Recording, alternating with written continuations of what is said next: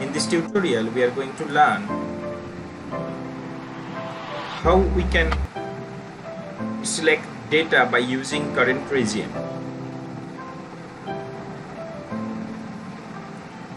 So let's write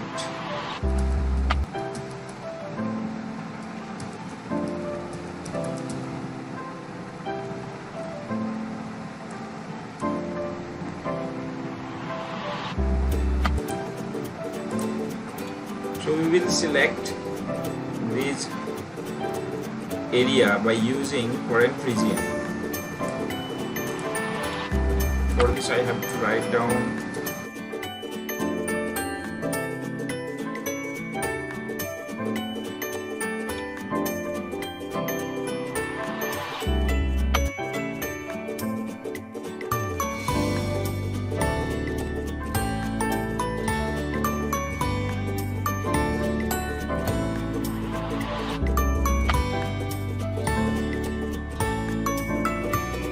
the code.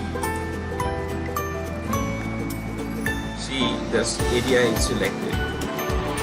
So it is very useful when you are trying to copy a massive range of data from a sheet to another sheet. Okay, hope you enjoy this video. Thanks for watching.